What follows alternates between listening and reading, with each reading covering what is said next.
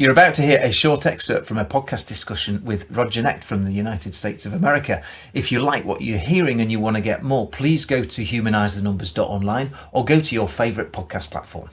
Most individuals are motivated by one of four key things. It's either they're motivated by time, money, recognition, or altruism.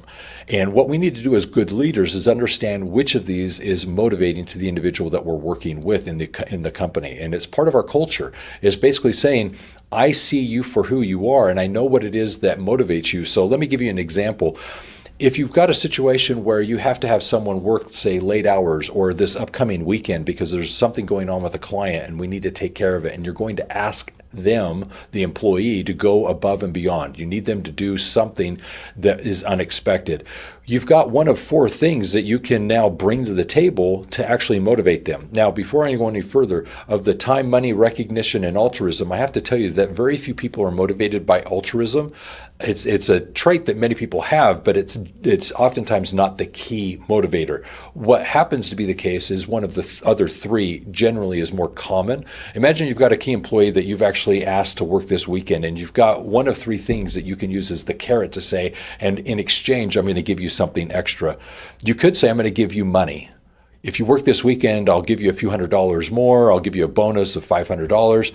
And that employee might just be motivated entirely by the fact that, hey, I need the $500. Maybe I've got some expenses at home I need to take care of. This will really make a nice dent in that.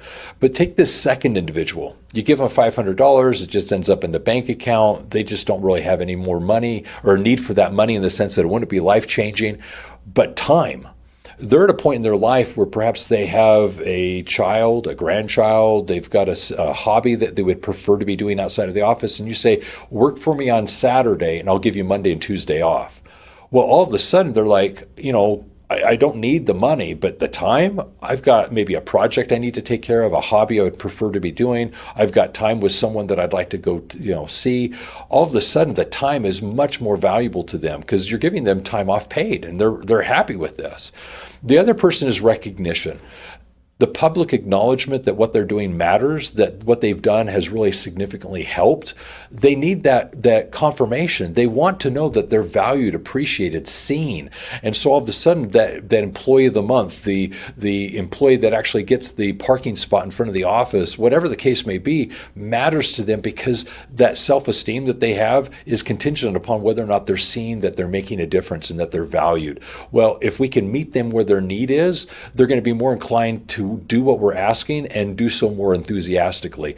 So when it comes to motivators, if you can create within your culture where your leaders know what motivates each individual, that's going to be very powerful simply because you're going to be able to offer them the things that they're needing to actually make their life that much more rewarding. So if you can, take a moment and try and identify for each of your employees which it is so that when those moments arise that you're needing to ask them to go above and beyond, you can reward them accordingly.